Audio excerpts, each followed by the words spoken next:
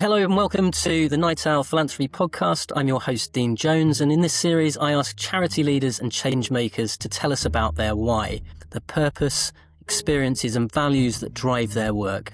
Each episode goes beyond campaigns and job titles to uncover the real stories and motivations behind social impact leadership, exploring what it takes to stay resilient, purposeful and compassionate in a demanding sector. Today, we're leaning into those themes through the lens of mental health and well-being, and I'm delighted to welcome Jon Manning, founder and CEO of Arthur Ellis Mental Health Foundation, a charity providing practical, compassionate support and training to help people thrive across the UK. Jon, thank you so much for joining me. Let's begin, as always, with that key question. What is your why? Thanks, Dean. Thanks for having me on as well. It's really nice to talk to you as always.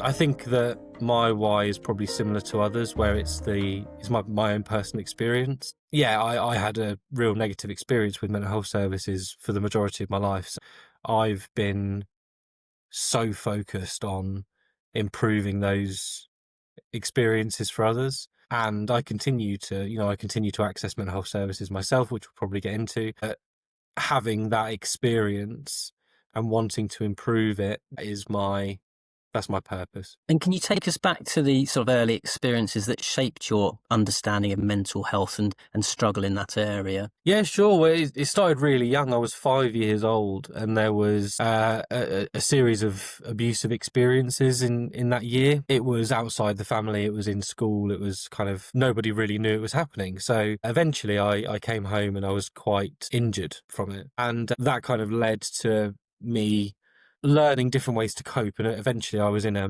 children's mental health setting when I was about 6. And as you can imagine, Dean, like beige walls, there was a two-way mirror. I think there was one of those like typical NHS giraffes that measure your height, and just like a barren room with tissues on the table. So it wasn't kind of like a open up and feel comfortable, and it wasn't that kind of environment, so I didn't. And these issues reoccurred when I was about 16, when I was 18, when I was 24, and ultimately I was able to access some help. I went privately to begin with, and then it was all picked up by the NHS. Thank you for sharing that. And Arthur Ellis itself, the name of your business it's named after your granddad. They too experienced mental health challenges, perhaps when it wasn't. Yeah, well, primarily Arthur's also my middle name. So Arthur was my granddad on my dad's side, and he passed away, like, I think it was 4 or 5 weeks before I was born.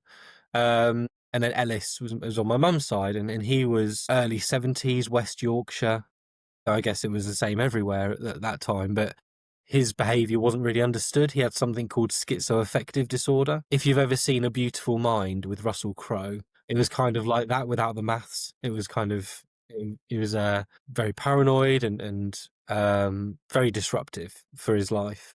So he was taken away when my mum was 5, and then she never saw him again. So from my perspective of growing up, understanding that, and getting diagnosed with a similar condition to Ellis, I wanted to create an organisation that kind of broke that cycle, or I'm aiming to break that cycle for my family, and aim to get people to access the help they need when they need it. And if we can do that for other families, then I think that my main driver is my own experience, for sure. But the disconnect from family is really prominent within our immediate family, and it's just how disruptive mental health can be to not necessarily just the person's life that is going through it, but all of the extremities, their friends, their family, their workplace, their kids, all of it. It's impacted. And I'm a massive believer that everything stems from mental health. Every decision that we make is based on our psychology. And if we have a strong mental health, then we're going to be making better decisions day to day. And I see it all over the place. And that's probably one of the things that I've learned most from other people's experiences or their experiences, is that it's the disruption, but it's also the opportunity and the possibility. If we have a strong level of mental health, then we're more likely to be in a great position to make those decisions. I was primarily raised by my mum, and my mum's very, very empathetic.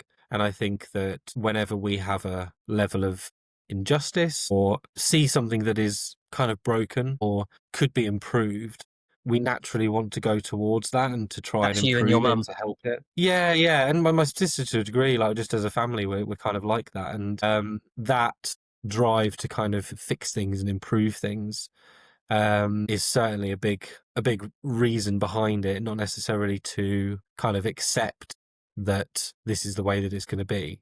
I don't know if it's like necessarily, it sounds like maybe arrogant, to pick something up and try and make it better and Not at think all. that you can make it better. But I certainly thought sort of 8 years ago or something that it's worth a go. And was there a particular moment 8 years ago when you thought, I have to do something different? I'm going to sort of build this organization. What happened around that time specifically, do you think, that triggered a response? Because we can think about doing things. So many things in my life I've thought about doing, but never actually got around to doing it. So what was it, do you think, that triggered that final step? I was at a traffic light in Oxford. Right. And it was quite a pivotal moment, really, because I'd been when I was 22 or so, I moved to the area that I'm in now, which is Milton Keynes. And I went to the GP because I was experiencing low mood like I usually would have. I've just moved to the area, thought it was best to fill them in on, what I was experiencing and stuff. I was put into a waiting list for some talking therapy. So that waiting list ended up being about 4 years. And year 2, year 3-ish, I was in such a bad way. So I think by the age of 24, I was kind of drinking so much alcohol and engaging in these behaviours that people turn to when struggling eating or eating too much, and all of these other things that you recognise when you're going through something difficult. So I went to the Priory and I paid for an appointment. It was about £400. It was Wow. really Where is the expensive. Priory? Is that local? Is that close by? They're all over the place, but Okay. the one that I went to, you can kind of filter it by what you need help with, which was really useful. And I found one in Oxford, and I went to see a psychiatrist, and the experience was transformational. Like you're paying for it, but at the same time, I've never been to an appointment where I've been offered a coffee. But I was offered a coffee. Do you know what I mean? It was just like those small little differences that make you feel comfortable. And the receptionist had a psychology degree, so they were really informative. The psychiatrist who I sat with spent an hour and 10 minutes with me rather than the hour. And just small things like that improve your experience. And I was diagnosed with bipolar disorder and PTSD in the meeting. And on the way back, I realised that all of the bits of training that I'd done or ways in which I was looking into helping myself, Sort of coping mechanisms? it was more just, it was like searching for answers to how I was feeling and how I would speak to my boss about it and what I could suggest as helpful things, because I'm a fixer. So I wanted to provide solutions, have a conversation where this is what's going on. This is X, Y, and Z of what I need. But I had no idea about that. And all of these workshops and workplace training things that I'd been to and bits of education that I'd done, all of it was to identify people that were unwell, rather than recognizing that people are going to be unwell. And how do we provide people with those tools and strategies, like you said? So that's kind of what set off the thought to create something that was slightly different and focus on training the people who might not be too well or in a bad situation. This is how you cope. Do you know what I mean? We talked at the very beginning about your why. Do you think that your why has evolved over time, maybe from, your initial experiences to that experience you've just described, and even more recently in the last couple of years? Has your why changed and evolved since you started Arthur Ellis to where you are now, do you think? I'm not sure if it would necessarily... I think it's definitely evolved. I think it's become less focused on teaching people coping strategies and things like that, and more focused, I guess, more concentrated on improving individuals. Like before, it was kind of en masse. We would train 50 people at a time or teach certain coping strategies to 50 people at a time. Now we operate a one-to-one service. Okay. And we're much more concentrated on the individual's experience and the individual's improvement in how they feel. That's interesting.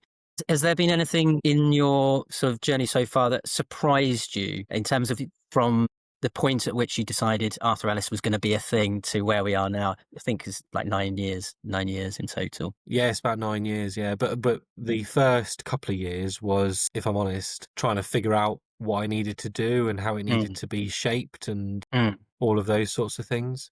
Mhm.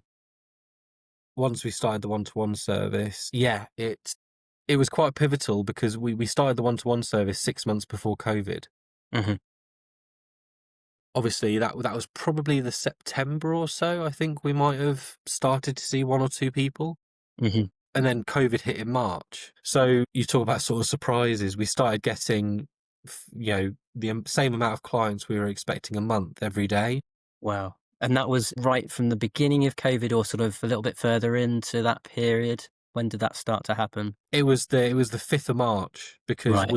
I was on my way to Dorset for my birthday, and my Okay. phone started going crazy, crazy. So that was, and the amount of referrals that we began to get the second year was about 1,400 referrals. Wow. What's most surprising to me about that, and I'm going around the houses a little bit, but it's people's willingness to get help. People are Mhm. crying out for it. Mhm. It's just the accessibility issue that I think people are facing, and we risk people developing a lot of hopelessness if Right. services aren't up to scratch and there for Mm. people when they need it. Yeah. What's the point in reaching out to a 4-year waiting list? Mm. What is the point? You know? Mm. What's the life going to be like in 4 years? That's Exactly. Yeah, yeah, yeah. You're probably not going to be experiencing what you're experiencing now. You need this help now in case it happens again. So yeah, the level of need, I suppose, is always surprising for me. But mm. the willingness to get help is a real thing to be, optimistic about. Yeah. And for listeners who don't know you yet, or may not have heard of you before, how do you tend to introduce yourself and the work of Arthur Ellis Mental Health Foundation? What would you say to people? Primarily, we're a charity, a registered charity that improves access for people who need support for their mental health or well-being. So we run a one-to-one service that is operating without a waiting list or without any thresholds.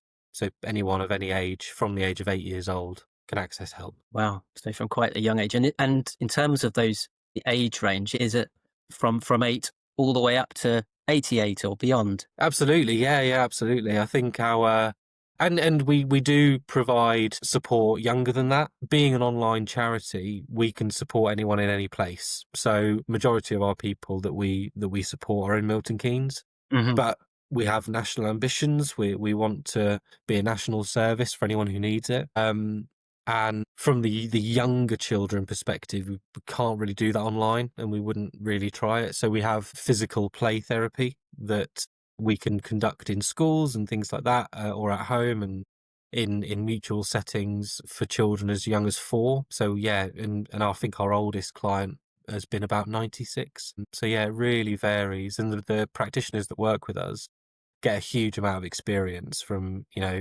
dealing with a teenager through to dealing with someone who's in their mid-30s. It's a really good, really good. And aside from giving up your valuable time for our interview today, what's your day looked like today? For listeners who aren't listening to this when it's initially released, we're in the early part of January, which, funny enough, I think on the Yeah. 6th of January is quite a significant date from a mental health perspective. I think we refer to this date as blue something. I can't remember exactly what it is. I think the 6th of January is the darkest day of the year for a lot of people. They've just come back from Christmas and New Year, having had a great time, back into the throes of work and everything that involves. But what's your day looked like today so far? Yeah, well, to be honest with you, I don't know about you, Dean, but I've been really looking forward to get back into a routine after Yeah, me Christmas. too. Because routine and stuff is my stability, and It's a safe place. Yeah. my day might not necessarily be too normal because I have, based on my positive coping strategies related to my condition, I Mm. have medications that I take and a variety of different practices that I do and things like that. So I woke up today about 4 o'clock unintentionally, just because I was awake, and started work about 7. So I generally go for a walk in the morning. Mm. So for about 45 minutes, I'll go for a sort of 2.5, 3 mile walk around where I live. I know you've got a cat from our prior to the interview starting. A cat appeared on the screen. So you've got a cat. Do you have a dog that you take dog for a walk at that time of the morning? Or you No, I just just walk by myself. Yeah, I just whack some music on or listen to a podcast, or if I'm in a real good mood, I'll listen to the news. Mm. just to ruin my mood, Yeah. basically, before the day starts. But and then yeah, I'll start sort of turning my laptop on and stuff about 7. There are a variety of meetings, phone calls, catching up with the team. Meetings are often at home, so I work from home generally, but I go out generally every day to at least one meeting. Then I will go to the gym at some point in the afternoon if I've got a bit of a clear diary, wind up about 6, and then, yeah, the evening's mine. I'll cook dinner and brush my teeth and go to bed, and it all sort of starts again. Sounds good. So Yeah. just going back to Arthur Ellis, and this is a focus on your leadership, starting something, building something from nothing, essentially. Can you take us back to the early days when Arthur Ellis was just getting started? What did it look like on day one? What did everything look like on day one of Arthur Ellis? Day 1, I think, was the 7th of November. Day before my birthday. Oh, is it? And it was pivotal. I remember the day because I started at something called the NatWest Accelerator. Oh yeah, yeah. So NatWest Bank, they operate this kind of accelerator program for entrepreneurs where they run Mm, workshops and they have support and they have coaching and stuff like that. So we were on one of the first cohorts of that. I think it was in 2017, mm, way back when. And yeah, well, when I say we, it's the royal we, because it was just me. yeah. But for 2 years or 18 months or so, we were there, and they were a massive support, massive support. I initially did some consultancy work because, like you said, it was from scratch, so there's no investment or anything like that. There was a couple of competition wins where we got the odd bit of money, but I did some consultancy to begin with, and I raised sort of just over £10,000 or something Okay. to start us off. And I just did some sort of separate work to begin with. And then with that, I was able to hire a bunch of practitioners of different types to kind of Okay. teach me these coping strategies that I was going to put into workshops and training. Mm, So the first couple of years was running around and delivering those training programs, to be honest. Um, there were some real sticky moments of not being able to pay bills and mm, defaulted on my mortgage and a mm, variety of things, ate mm, out of community fridges. mm. So the first couple of years were a bit of a whirlwind, but I was really fortunate that I had other sources of income. So I didn't have to get paid by the organization for the first 5 years or so. Mhm. I've only recently just transferred into the charity, so I was able to sustain myself, but just for the first couple of years, especially not very much. I think the lowest our bank account went down to was P. Right. And obviously, if you have payroll coming up or, you need to go to Lidl eventually for some food, Trying to think it's, what you can get yeah. for 57p these days. Yeah. So it was it got to a point where it was real challenging, and it got resorted to actually selling furniture and things like that out of my house in order to get petrol to go see clients and all of those sorts of things. So it was a real grind, that element. It still is, but it's different now. It's a different I'm type of sure grind. that resonates with a lot of people that are sort of in the early stages of starting up a business, that they feel they've got a mission to kind of achieve. I Yeah. imagine that's what you described this as. And thinking about that mission, what problem in mental health support were you most determined to solve when you set up Arthur Ellis? What was the key area that you wanted to solve? Because quite often when you're setting up a business, it's about problem solving. You talked about being a problem solver yourself. And what was what that specific big thing that you wanted to solve and resolve? And apologies if you've touched on a bit of this earlier in the interview. No, not at all. Well, I think overall, the way that I would describe it is patient experience. Hmm. When you're approaching, and it's not the same experience for everybody, but for majority, it's like this. You go to your doctors, you fill out a few forms, and you may get diagnosed with something, maybe put on medication. But if you're referred to talking therapies, there's kind of a black hole. You get referred, someone puts you on a waiting list. You may get a phone call, you may get an email, but generally you don't know if someone's received your referral. So you get put into a waiting list, and 2 years' time, you may get a phone call to say your referral's been accepted. But the majority of people are in limbo. Throughout that entire period of time, I was, and I have been since. And once you then do access after that long wait, there's not a lot of choice and things like that. And it was just more to improve the way that people access support, meaning that minimal waiting lists, minimal thresholds, so that there is a service that doesn't just provide CBT, for example, a cognitive behavioral therapy. It could also provide or switch to provide like more of a counseling approach or psychology approach and things like that. So that's really what we were driven to build. Mm. And in terms of your sort of, you talked about the challenges that you faced financially in those first couple of years. And again, that's not uncommon for a lot of businesses. And I think a lot of people talk about getting over that 2-year threshold, and then hopefully things start to stabilize. But getting to that point is where most new businesses drop off before that 2-year period. But what do you think, what would you describe as your biggest barriers, the barriers that you faced in the first couple of years, whether it's sort of funding, your credibility, your own energy, or something else? What were the biggest barriers, do you think? Yeah, I think it was kind of a track record, like you said about credibility and things like that. Like I was really reliant on relationships. So they were, they were strong, and I'd worked with organizations in the past, so I went to them first. But the challenge was, breaking into new Mm. with no track record.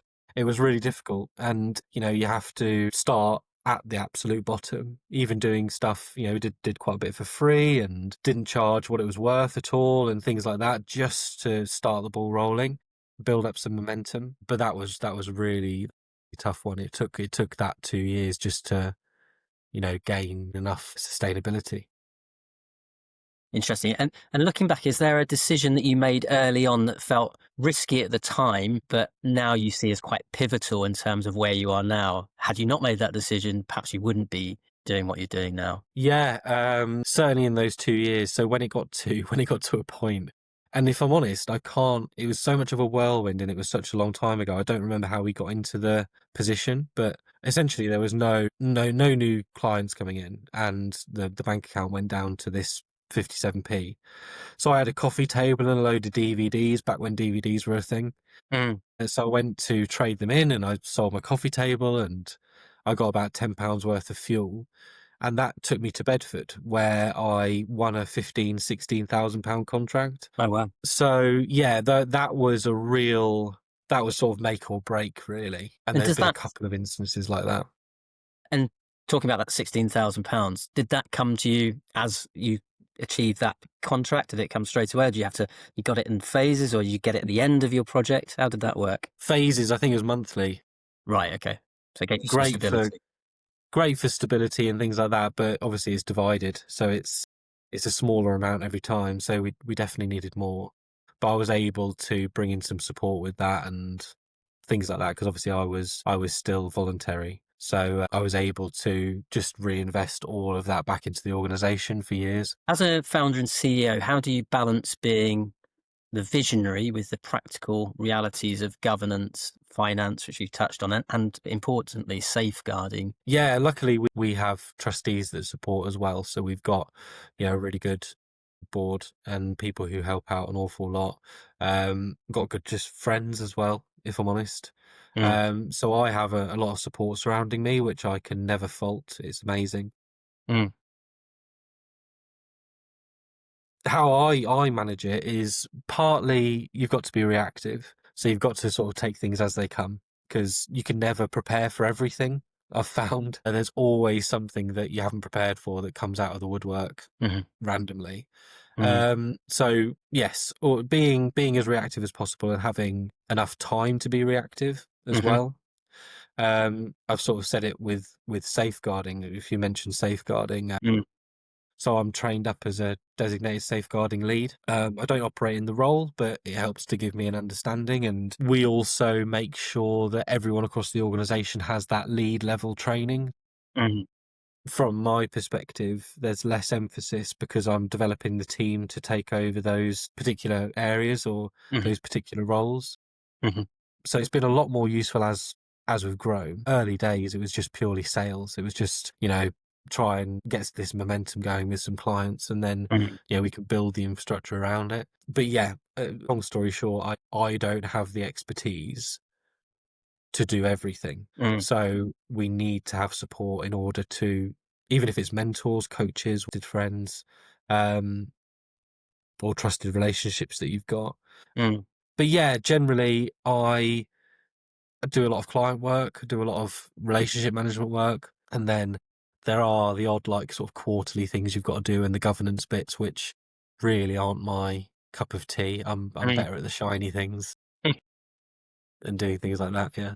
And what have been the sort of steepest learning curves for you as a leader? Things you perhaps didn't know that you needed to know? So much that I haven't known that I've needed to know. Yeah. Loads about Maybe people that's the management best answer to stuff. that question. Yeah, yeah, like it's just constant as well. So there's things actively happening like now that are brand new experiences that I wouldn't have known how to manage before. And you have to have a degree of humility, I think, as a leader to be prepared to accept that and strip back any sort of overconfidence or arrogance that might be attached to being a leader, which sometimes you see in people. But the ability to be humble and as you said, lean on the people that do have that expertise and experience. That's something that's what leadership is about. I think recognizing your own strengths and weaknesses and then referring to those people around you that have the things that you don't have. I think that's a great lesson too. Yeah. And to a degree, I think that's kind of the role of a CEO, isn't it? Mm. It's to gather the right people together in the right direction in order to drive the business or the organization forward.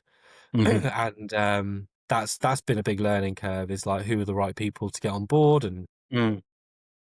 strategy is king as well. Like I've Mm. obviously for the first few years and stuff, I didn't necessarily have a strategy. It was just Hmm.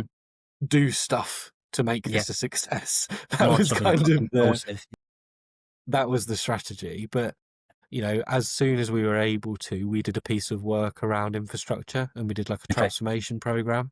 And we okay, were only small, there's not many of us, and we're in our early days really, but it was so important to make sure that governance and the infrastructure and the strategy and everyone's roles are aligned and all of that sort of stuff. So I would absolutely have done that probably a bit sooner, yeah, if I'm honest. yeah, As soon as we started bringing in, two or three people into the organization, I probably would have had somebody in to have a look at all of our infrastructure and things like yeah. that. And all of that has its own stresses and strains. So, how do you look after your own mental health while leading an organization that deals with distress and trauma every day? What do you do? What measures? I mean, you talked about your routine, your daily routine, and I'm very much one for a routine as well. That does help to have a structure to your day. But what sort of things do you do practically to look after your own mental health in that Yeah, context? therapy Yeah. is a good one. So I have my own therapist that I see weekly, Hmm. which is really, really useful. And it's tough to find someone that you really gel with. Hmm. And, after 20 odd years of receiving support, I feel like I've sort of found somebody now. So it takes time. It does take time to find that. The walking and the exercise and stuff for me is so important to manage my stress levels. It's not necessarily a physical thing for me anymore. Mm. Exercise is very much a mental health thing for me now, and I think that a lot of people are kind of going that way. Yeah. And Why then didn't they tell us that generally, before? Why didn't we know that before? That's why.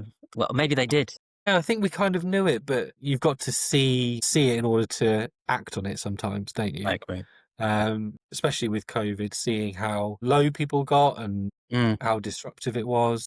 I think people have a better value for it now and really seeing how it can bring you out of those lows. Now more people have experienced them. So yeah, it's shifting and I think it's a really good thing. Yeah, absolutely.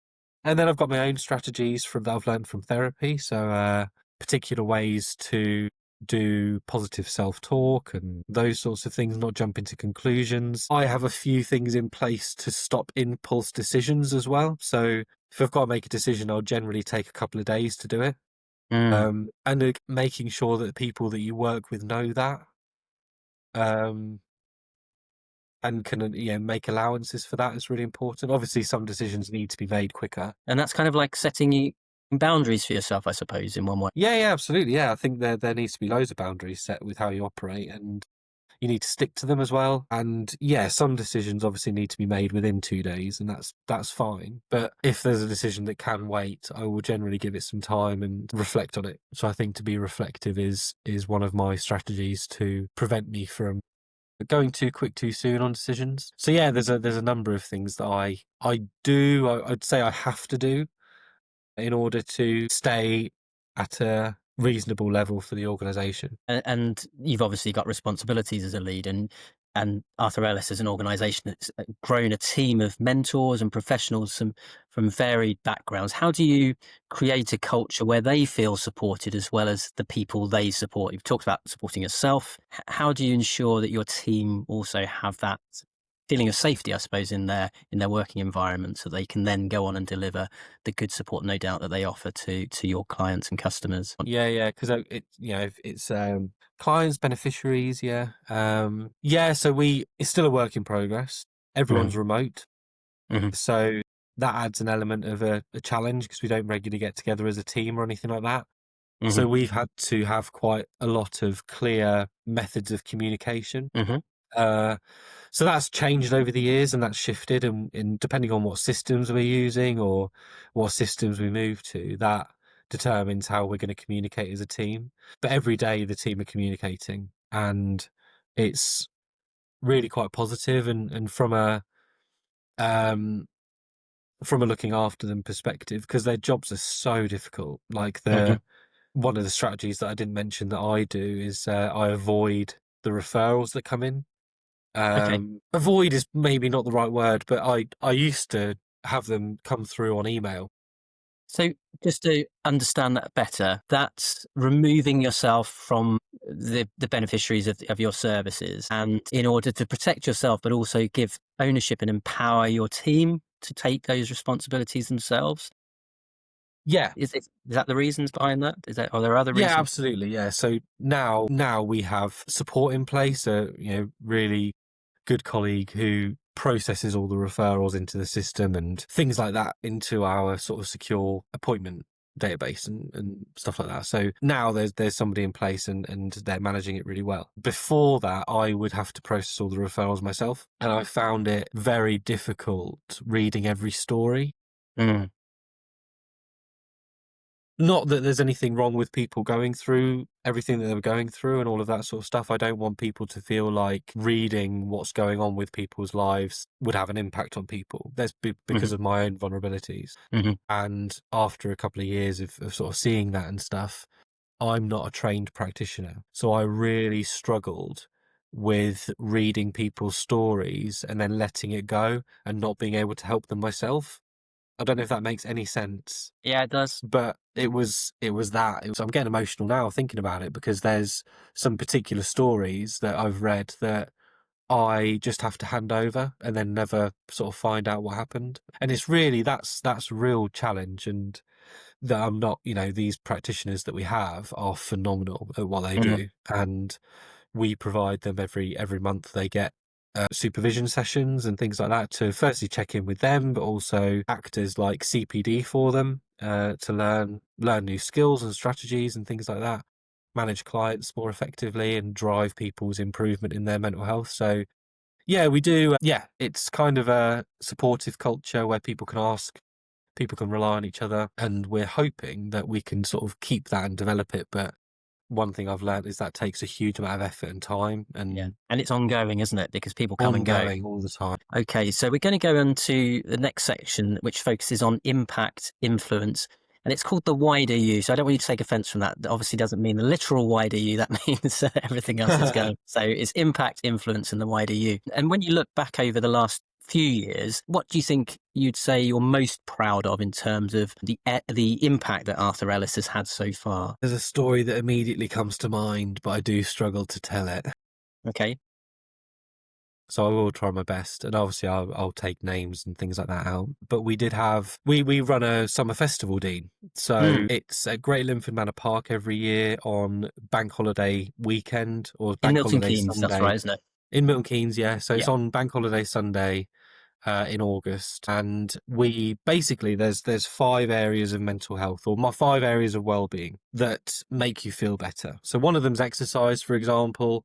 So we rent a park, split the park into these 5 areas, and we have local organisations come to do what they do and allow children, young people, families to engage in their activities. So in the exercise area last year, we had a badminton court set up, we had a football club, we had a gym come and do assault courses, parkour, things like that.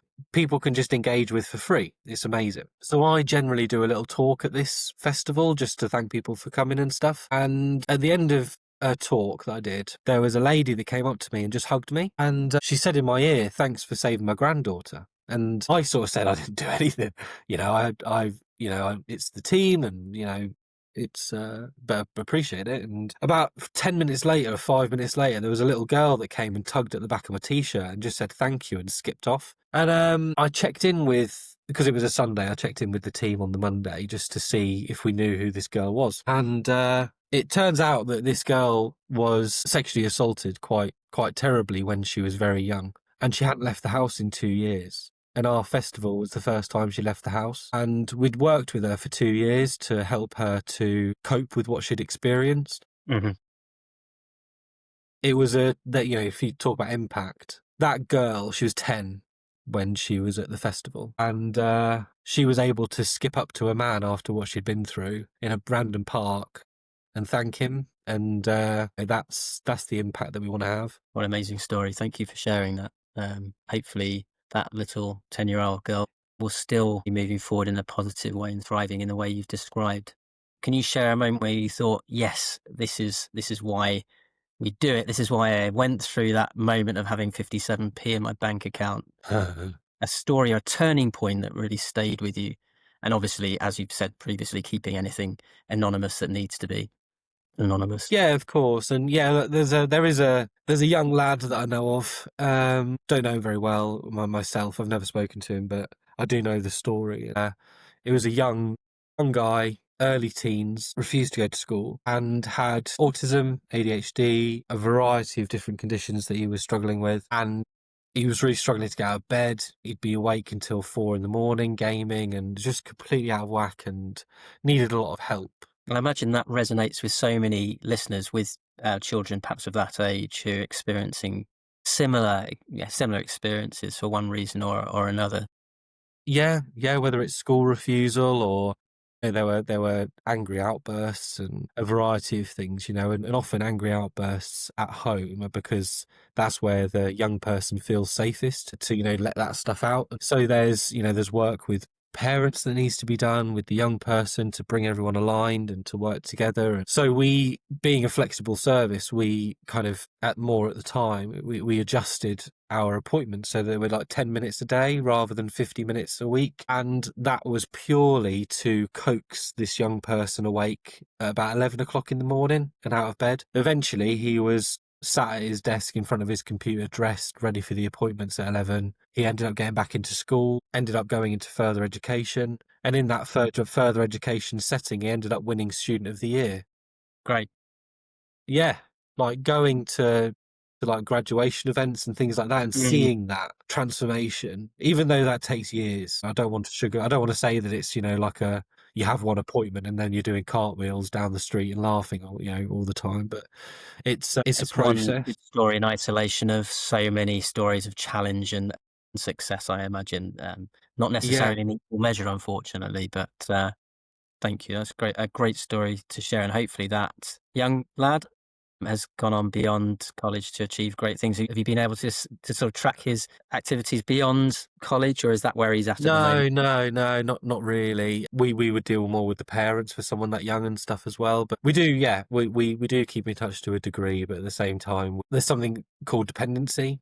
And as a supporting organisation, we kind of, it's part of our process to cut ties. To let go, yeah. And let go and let people go off. And obviously people can come back to us and we'll be there and all of that sort of stuff. But to have that regular, consistent forever, that's sort of not going to be too supportive of people in the long run.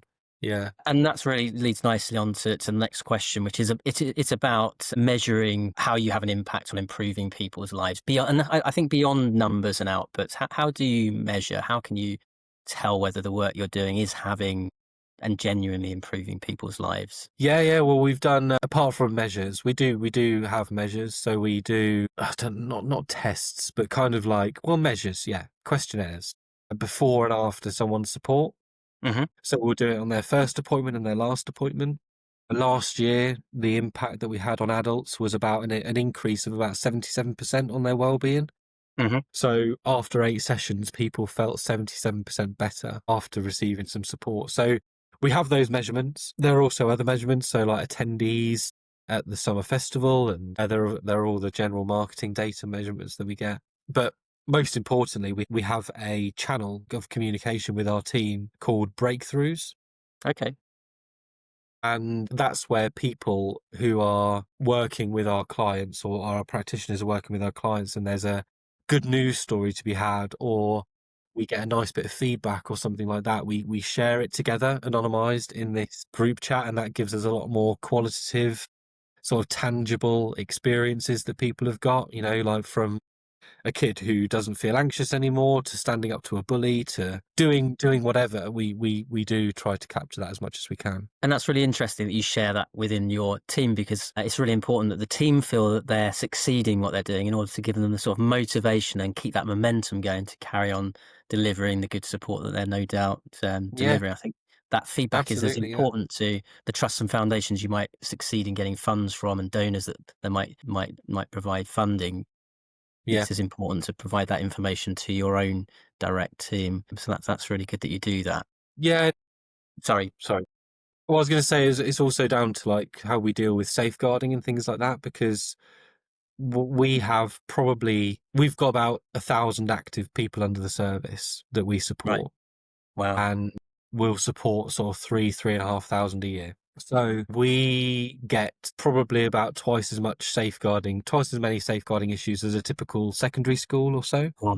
There's a lot. The way that we approach that is sometimes we have to make reports that the people that they don't want us to make the report, but we have to, Mm. or things like that. So we've really got to manage relationships really well. And again, sharing that back with the team and making sure the communication's there so that beneficiary hasn't got to repeat things or to go through things and repeat stuff. It's just all of that feeds into somebody's experience that they have. Before founding Arthur Ellis, do you mind if I ask what your professional journey looked like, and how did the roles that you perhaps had prior to starting the business shape the way you lead your team? You've talked about your team, how you kind of strategize, and how you work generally in your business. But there are roles that really kind of informed what you do today and what you did even sort of 9 years ago when the organization was founded. Yeah, I think, I was quite heavily in sales. Okay. But before then, like, I don't know how far you want me to go back, but I started work around 13. I sold cash in hand, like window cleaning, door to door. Did you? Right. So you've Yeah. been an entrepreneur from a young age. I wouldn't necessarily say that. I was just selling the window cleaner. I wasn't actually doing the window cleaning. Yeah. But I was just sort of selling it. And so I did that, and also did gardening for a few neighbours, and took my dad's lawnmower up and down the street and things like that. Worked in shops, and then I was meant to go to university. I was actually going to go to study prosthetics, Okay.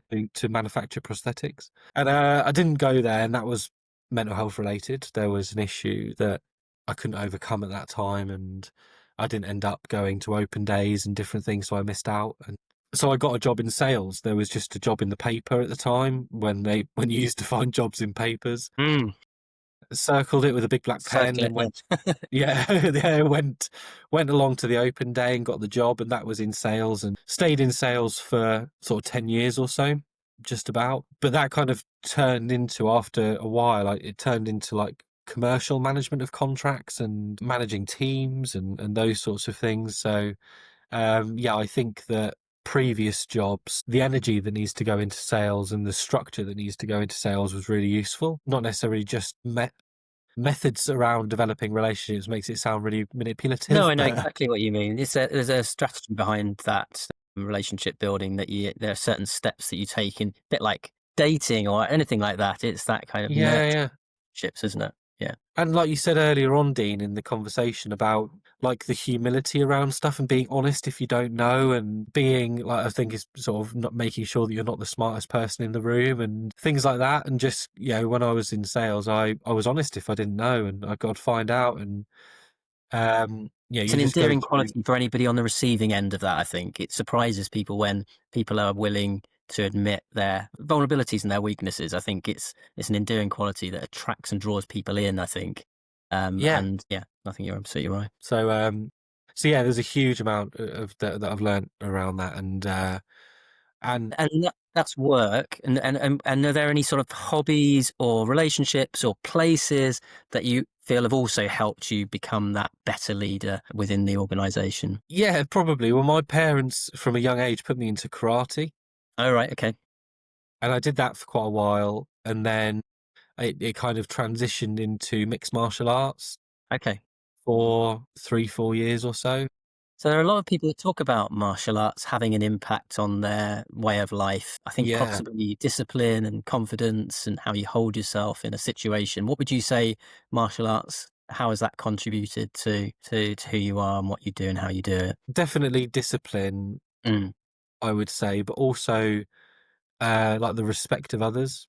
Like okay. there's it was called a dojo. So in this sort of space where you exercise and you train, um, everyone is equal. Like obviously you've got a sensei and you've got like a leader of the group who does get treated a bit differently. But if you judge someone or disrespect somebody or don't show someone the level of respect that is expected of you in that environment, then Mm, you get pulled up on it, and you mm. will, in that environment, you probably means you're going to fight someone bigger than you. So it's Like a deterrent in itself, isn't it? it is a deterrent, absolutely, yeah, definitely. So yeah, it gets really ingrained in you to be Mm, non-judgmental, to respect mm. everybody, to be disciplined.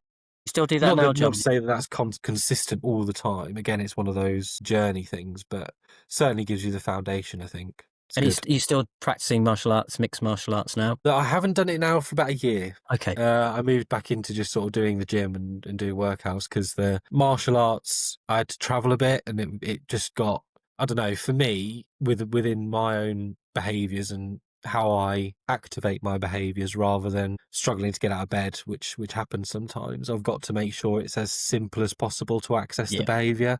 So if there's a big drive or something like that, I'm just probably going to end up scrolling and talking myself out of it. So I need to make sure that these things are as easy as possible to access. You speak publicly about mental health in lots of different settings. I've heard you personally speaking about it in different forums over a number of years, actually. Now, what do you think you've learned from telling your story so openly? What have you learned? What do you get from that experience that perhaps nobody else would get? Firstly, that it's people respect the vulnerability. I guess to lead on from what you were saying earlier on with that, or just now with that humility and the drawing of people into you and things like that. So be engaging in a talk. I've had talks where I haven't felt like they've been, it's been very engaging, and I've never been booed off stage or anything like that. But Imagine that. That'd there's be awesome. always, You're talking when you about mental finish health. something and you think, oh, I could have done that better. You know what I mean? Yeah. So Yeah. not necessarily, not no rotten tomatoes or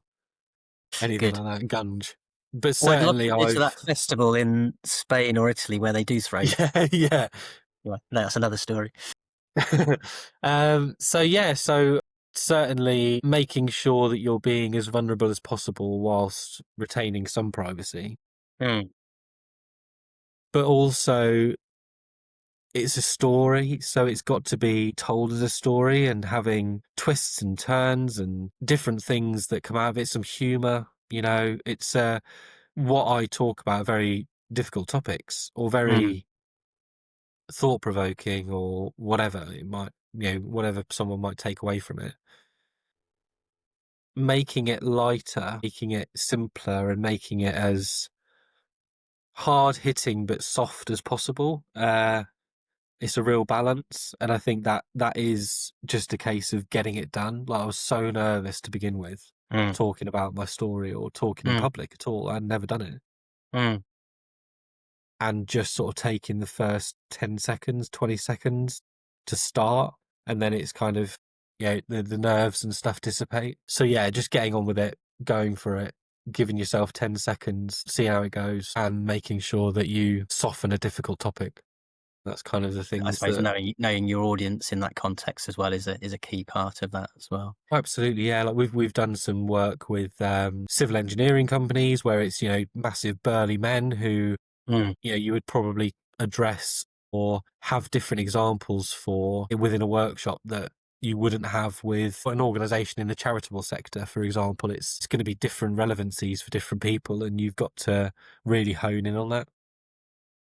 That's a really nice lead into the next question, which is actually based on the idea of myths and cliches about mental health. And actually, it's becoming, I think, a myth or a cliche that men can't talk about mental health, because I'm aware of lots of groups where men can open up about their feelings and their struggles and challenges. And there seems a real willingness, more so than ever, for men in particular to kind of gravitate towards these organizations, because I think finally, men more than women, perhaps. I don't know if this is a sort of like, again, a sort of myth or a cliche, have in the past been less likely to do that. But from Yeah. your perspective, what are the most unhelpful myths or cliches about mental health that still crop up either in workplaces or in schools? And you mentioned the big burly men thing, but there might be other myths, cliches, or stereotypes that aren't helpful when we're talking about mental health. Yeah, a couple come to mind. I think the first one is like the whole burden thing of, not wanting to talk about it because it's a burden. On somebody else who's receiving that sharing of information, is that what you mean? Yeah, so if I was to be going through a variety of things, Dean, and I needed to talk to somebody, I wouldn't talk to you because I wouldn't want to burden you with my Mm. problems. Yeah. That's something we come across all the time. And that organisation I spoke to with I spoke about with the burly men, we actually did a live, and it was kind of like multiple choice. Why would you not want to talk about your mental health? And one of the answers was, I'll be a burden for anyone else. And about Mm. 96% of the room said, there was about 100 people in the room, so say 96 out of that said that and selected that.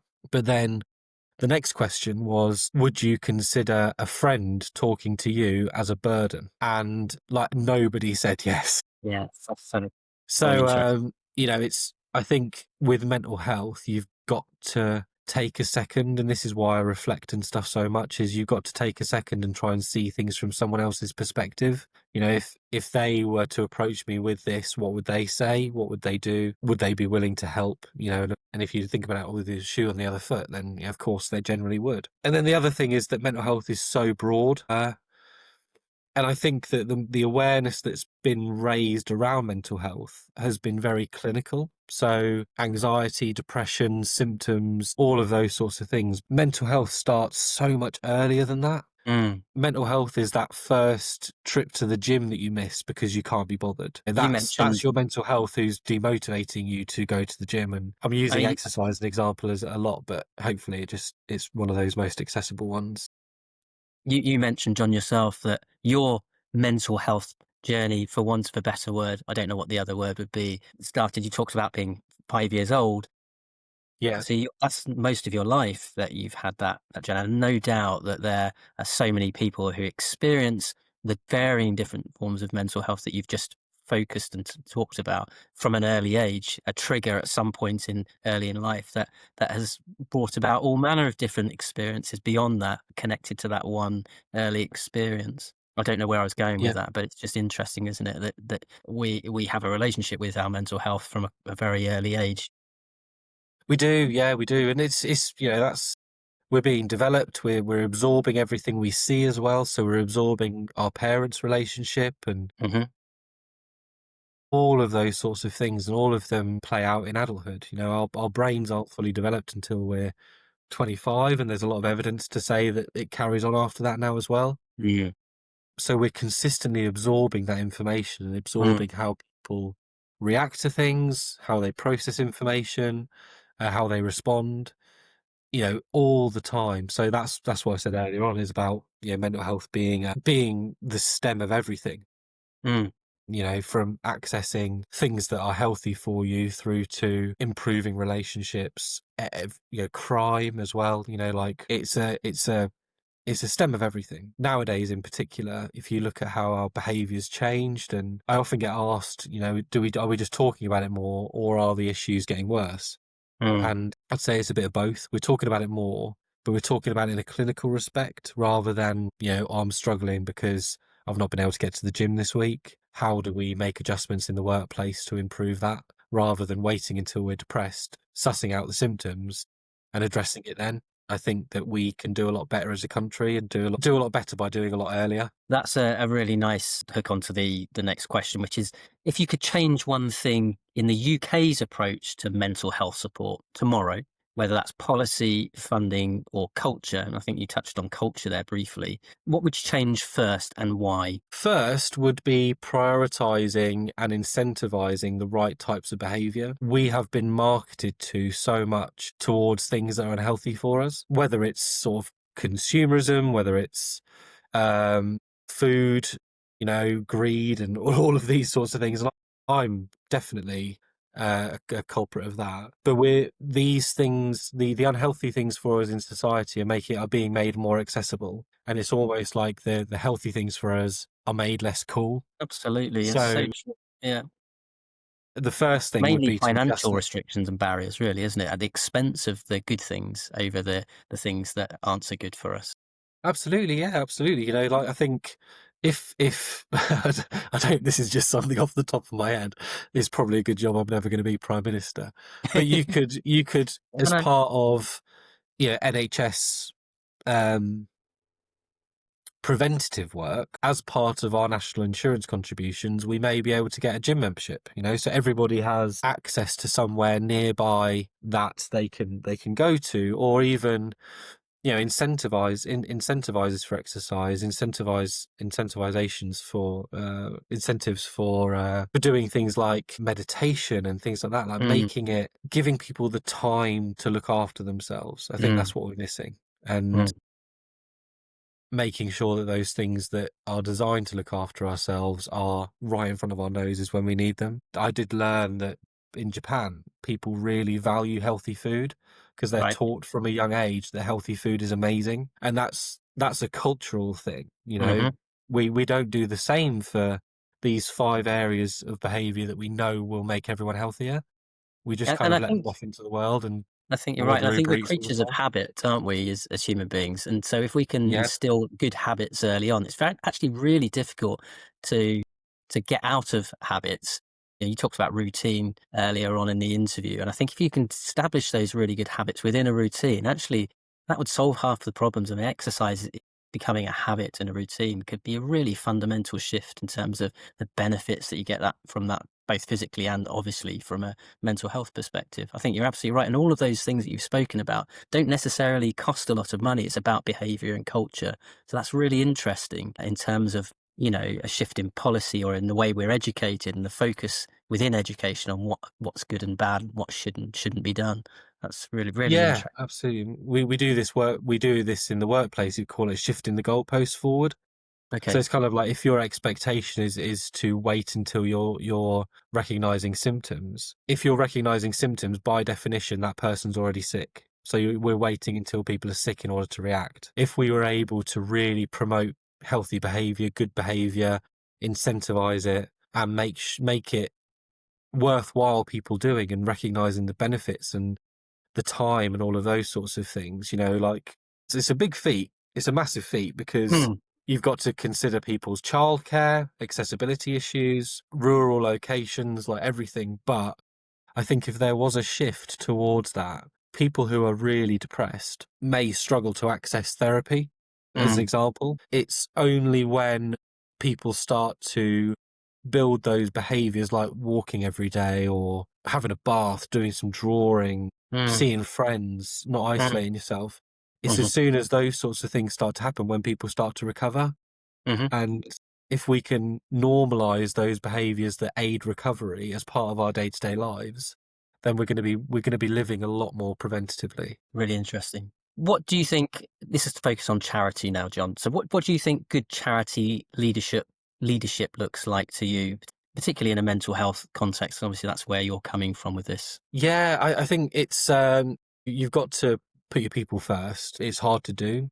because there's a real balance between making business decisions and sort of making, especially, I think a lot of people in the charitable sector sacrifice a lot to be in the charitable sector and I think you're right. Yeah. to do that level of work for the community. And from my perspective anyway, I eat last.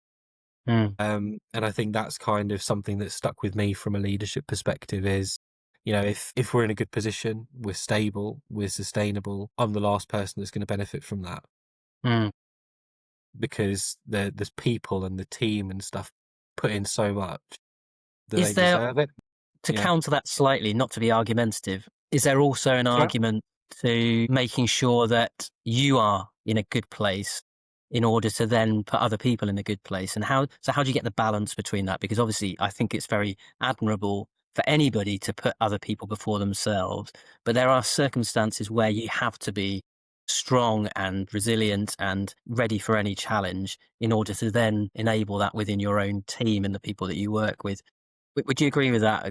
I'm not, as I said, I'm not being argumentative with that, but there's a balance to be struck there, isn't there? I think. Totally agree. Yeah, totally agree. I was on a podcast once, and they sort of said, "What does leadership mean to you?" And I kind of said that it's a balance, or it's finding a balance between boundaries and sacrifice. Yeah, that's a really good way of putting it.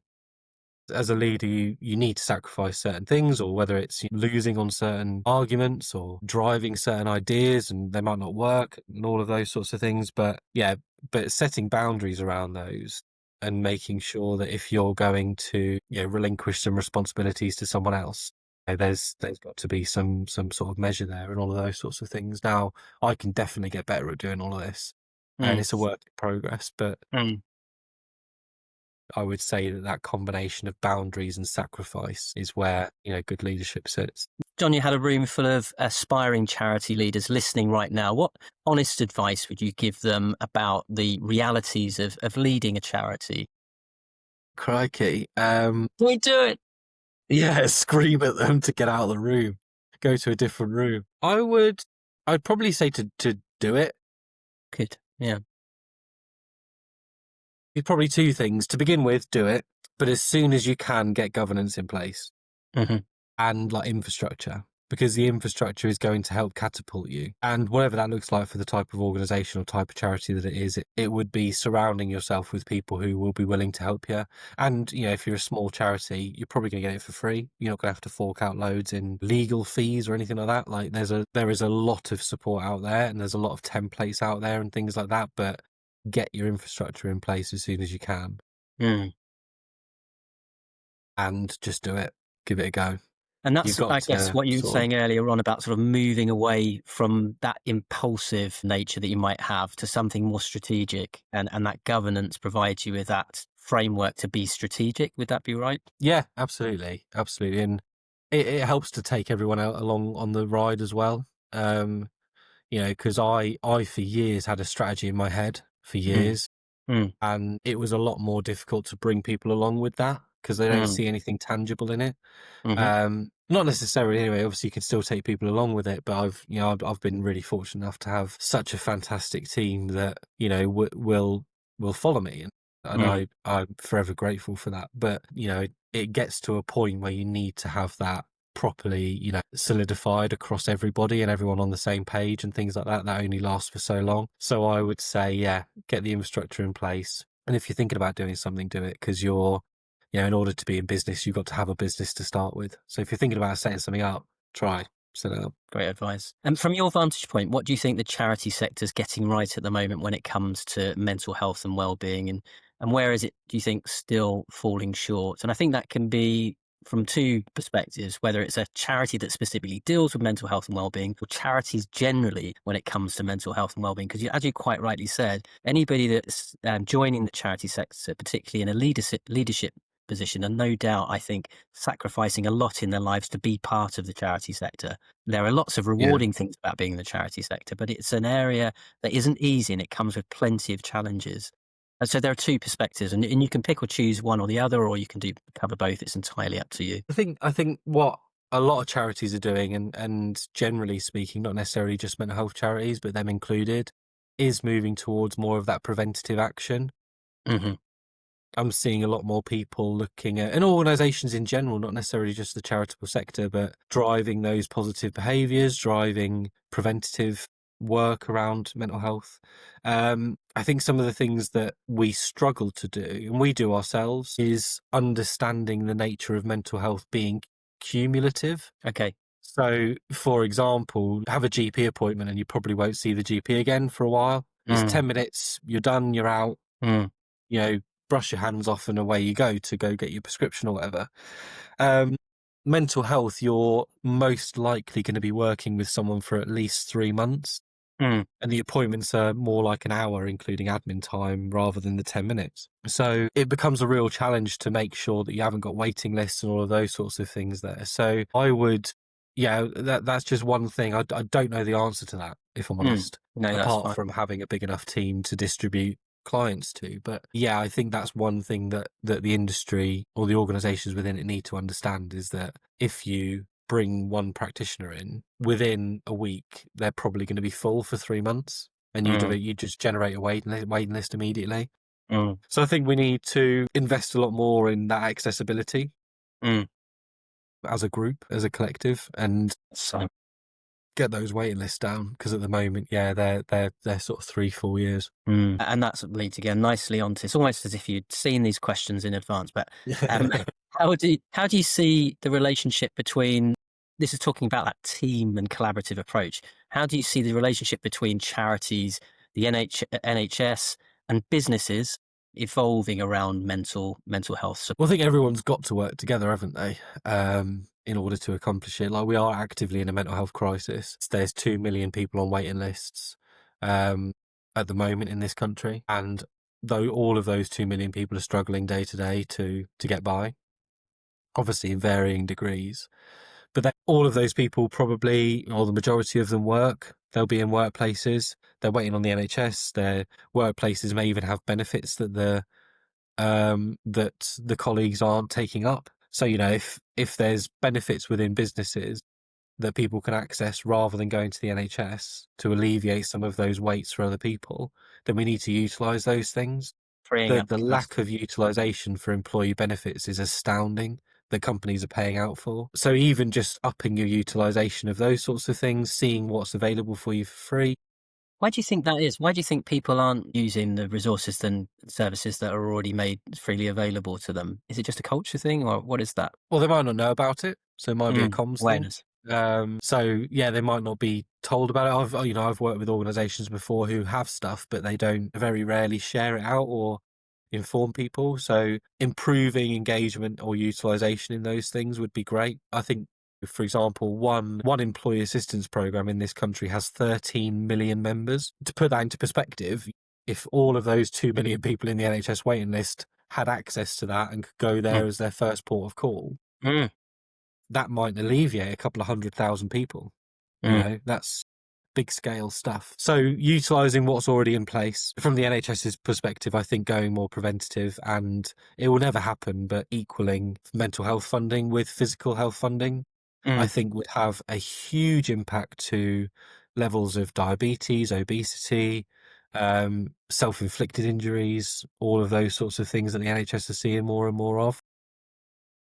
Even just saying that, John, like when you said, perhaps sort of giving mental health and physical health an equal footing, it's amazing that they don't. You just just saying that just seems, when you hear those words, you think, well, why don't they have an equal footing? Because And often physical health issues start with a mental health issue, whether absolutely, that's or what, lack of one or the other. mobility because of lack of motivation and just being in the house all the time, agoraphobia, like all of it.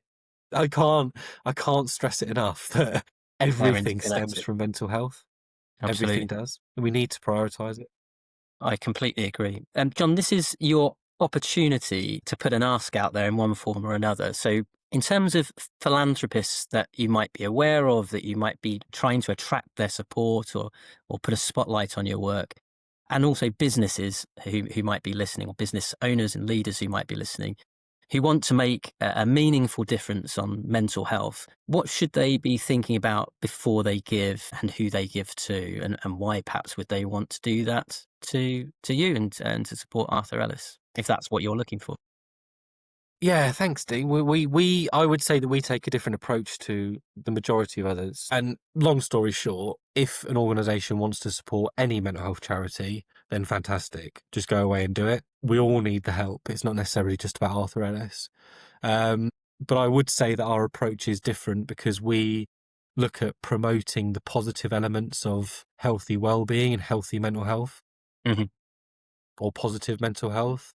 Hmm. And to have that, a lot of organizations, when they bring somebody in to talk, they'll bring somebody in who's going to share their story, which is incredible, inspiring, motivational, doesn't provide an awful lot of practicality. So I would suggest, if your organization is going to be engaging with a charity, not only what can you give the charity, but what is that charity going to be able to provide back to you with their expertise, their engagement? How do you get your colleagues involved? Because that is a massive benefit. If colleagues can volunteer, get involved with the community and all of those sorts of things, it gives them a massive boost. Mm. It's one of the elements of well-being, volunteering and helping others. So yeah, there's huge benefits, but I would do it properly if you're going to do it at all. I wouldn't necessarily just give money out. I would see what the organisation can do for you at the same time and your people, and get really engaged and embedded together in a partnership. That's a So if really you're going to do brave it, thing for a charity leader to say, because more often than not, you hear so many times charity leaders saying, yes, we really appreciate the time and the volunteering, but what we really need is your money. But actually what you're saying is not the reverse of that, but ensuring that that really a supporter is fully committed in all ways, I suppose, isn't it? And that ability to engage, to yeah, volunteer, to give time, but also to give opportunity, and then give money, rather than the other way around, which is a nice message to give. potentially, yeah, potentially. But that's the thing. Like, we have opportunities for organisations to give us sort of £50 a month up to £500 a month, and as a Mm, result of that, we do certain amount of awareness raising within the organisation. So it's always a mutual relationship. But I think if you can not even necessarily just give a monthly, if we can engage with your teams, if we can get them involved in events and all of that sort of stuff, it's going to be worth our while in sort of fundraising. So mm, I wouldn't even say to organisations it necessarily needs to come from their bottom line. mm, If we can engage staff in positive well-being, positive charity events and all those sorts of things, mm, then we'll raise that money anyway that you're going to mm. give to us. But just engage with us in some way that's meaningful, rather than just sort of giving us a check.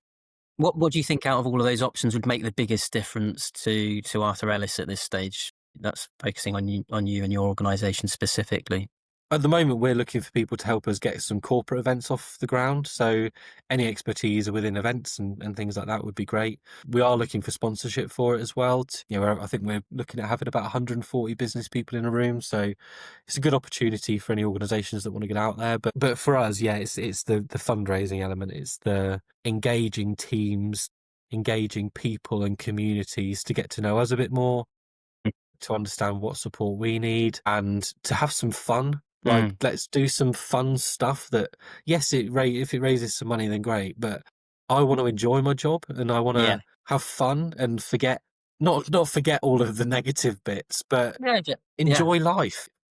We've got an opportunity to do some incredible things with our jobs. So there's so many people unhappy in their work. Like, why don't we try and improve things? We had a corporate client who did a bakery class. Mhm. It doesn't cost a lot of money or anything like that. It doesn't need to, but it's just improving people's quality of life. And as a Mm. result, they're going to have some good mental health. Yeah, I think that's a great message.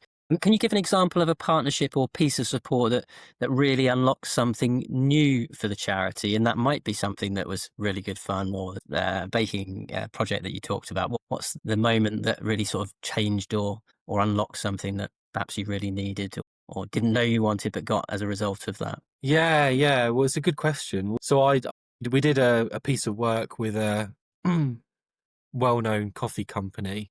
Mm. I don't know if I should mention the names or anything like that. I'm not sure if that's okay, but I Can't won't for see now. any harm. I'm not being sponsored by any other coffee companies, so it'd be fine Yeah, to well, mention. there's not many coffee companies in the UK. It's quite a big one. So we did a road show of like training. So it was to go around, see all the staff in 8 different locations in the country and all of that sort of stuff. by sitting down with the MD and understanding the costs of training, because they were doing it anyway. So we were kind of like a bolt on to the day rather than the organisation shutting down for us. So I sort of spoke to them and I was sort of out of interest. What do you potentially lose by shutting the business down for a day? And it was about £1 million a day, Wow. which was insane. And Yeah. that helped dawn on me that, I'm asking companies to shut down so I can talk to all of their staff. Yeah. They're going to pay me for it and have costs associated to shutting down. So we created a new service, which is like an internal wellbeing podcast for businesses to use and put on their intranet. It's got all of the strategies in there, tools, people talking about the situations and the circumstances and all that sort of stuff. And that kind of unlocked quite a lot for us because companies can reuse it. They haven't got to shut the business down. It's accessible. That unlocked quite a lot. That's great. A great example. It sounds really naive of me to say so, but you really don't take that into account when you're asking businesses to do things and give up time is the expense or cost that they incur as a result of, as you said, pausing any amount of time, let alone a day, an hour of productivity. Yeah, it's a learning lesson for me in itself. A reminder perhaps not to be too demanding on our business partners. Well, no, absolutely. And obviously everyone's got to get by and all of that sort of stuff. And I appreciate that. But if say a workshop is £1,000, but it costs £1 million to actually do the workshop, it's kind of, it's £1 million and £1,000 in order to actually conduct some training. So if we can, again, make it more accessible, make it more cost effective and make it make sense. And that was something that really dawned on me. One delivers things in the same way. And I get that because it works to a degree, but how can we add some more innovation in so that it can touch more people's lives? And that's ultimately the plan. Sounds great. We're very gradually creeping towards the end of this interview, which has flown by, which is a good sign, I think. Thinking about the future, when you think 5 or 10 years ahead, what do you hope Arthur Ellis will have achieved in 5 or 10 years, given that you're now 9 years into that journey? Another 10 years ahead, or 5 years ahead even, what do you think that's going to look like for you and the organisation, if all goes well to plan? Yeah, absolutely. Well, our 5-year strategy is to begin improving the support that we can provide to people who come to us directly. And supporting more people who come to us directly, trying our best to make the service as cost effective as possible for anyone who wants to come to us privately. Being a charity, we don't retain any profits. We think about 93% of a session cost goes towards the delivery of that session. 7% goes to the improvement of the organisation and things like that. So we want to be supporting about 20,000 people in 5 years' time. Right. A year. And did you say is it 3,000 to 5,000? Is that what you were saying? Or is it more than that? 3 to 3,500. 3 to 3,500. Yeah. So in the next 5 years, we want to sort of 6 times the size. For that, obviously, there's a huge amount of recruitment. There's a huge amount of scalability work with systems and processes and stuff like that. So that's kind of what we're going to be focusing on and gearing towards. Great. It's a great aspiration to have. And I've no doubt, given the trajectory you've been on so far, that you'll get as close to that as you possibly can, I'm sure. Fingers crossed. I'm going to move on to some very quick, fun questions as we draw the interview to a close. So the first of those quick fire questions is tea or coffee, Jon? What do you prefer? Coffee. And what how about do you take? I'm a coffee early in the morning and a tea mid-morning, and then that's it for caffeine for the rest of the day. Caffeine by 12. Okay. Caffeine by 12. Yeah, I'm pretty much the same, but I'll just drink coffee really. But I have 3 sweeteners, and and does that count either for black anything or with that you milk. get from having sugar? I know, yeah. So it's I do probably need to sort it out, but I just gradually over the years just keep adding a sweetener. It seems like Why not? I just need it more and more. Yeah. The reason I have coffee early in the morning, I'm an early bird. They're very definitely an early bird, but I have tendencies towards being a night owl as well. But what are you, an early bird or a night owl? A night owl for sure. Yeah, I do. It really changes depending on my mood. But yeah, sometimes I really can't get up in the mornings and I really struggle and I've got to snooze 9-10 times. But other times, like this morning, I'm just wide awake at 4 o'clock. So it really varies. But generally, I would say I prefer to have a late night than an early morning. And what would be your ideal way to switch off at the end of a long day, Jon? What do you tend to do to kind of bring your working day to a close and sort of have a bit of time to yourself? I will generally make a personal call Okay. So whether that's to like my mum, whether it's to a friend, something like that, I'll have a call to like get back into my personal life and like, start that side of things now. Cause I work from home. So there's not a lot of detachment from work. Yeah. So sort of seeing a friend or speaking to a friend or something like that at the end of the workday just re-grounds me into personal rather than professional. Great idea, great bit of advice actually, in terms of, as you said, sort of re-engaging with you and your own personal life. What's one thing about you that might surprise people who only know you in a professional context? I I don't know really. I really like rap music. Do you? Okay, well, that's an Yeah, interesting. I Yeah. really do. I'm like the least rapping person ever. Okay. Yeah, I really enjoy like Kendrick Lamar, Eminem, all of those like angry rap kind of songs. Really help me through the day sometimes. They're I'm great. sure there'll be plenty of other people there with you as well. But yeah, it Okay, well, can't that be a is an bit of interest. early days Eminem.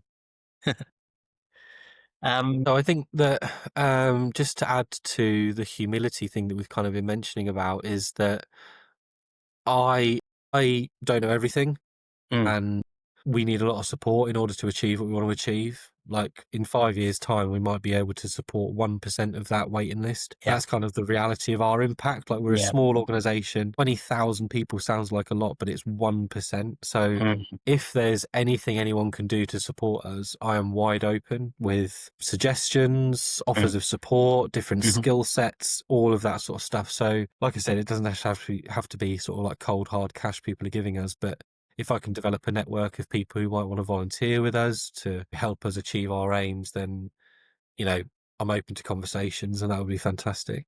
Well, I hope this interview goes some way to helping you achieve that, even, the lowest, smallest level. I think you talked about the 1%. That 1% is making a significant difference to people's lives, and that mustn't be forgotten about, however big or small the impact might seem in the context of the wider challenges and problems. And for anyone listening who does want to kind of answer that request and wants to support Arthur Ellis, what's the best way for them to get in touch and sort of be proactive and active in working and supporting you? Absolutely. So the best way is just inquiring on our website. That comes straight through to the core team and I get passed on anything that's relevant for us. So for me, yeah, arthurellismhs.com. Fantastic. Jon, you've been an absolutely brilliant guest. I think what stands out for me about you is that alongside everything else that you're doing, you're a thoroughly good person, a good human being, and that will get you an awfully long way alongside having a good head on your shoulders as well. And really, really appreciate the time you've given up in such a busy schedule to talk about your work and your thoughts on the work that you do and the impact that you're having. And I'm hoping that when people listen to this, it will resonate and have a positive impact on both you and then those people that you support. So thanks so much for giving up your time. I've really listening to you. Time has just vanished for some reason, which is obviously Yes. going to be a great interview. So thank you very much for your time. Really good talking to you as well, and thank you for yours. And I really appreciate the questions you put together and all of that sort of stuff. So well done, you're ace. Appreciate it. My pleasure. Thanks, Jon.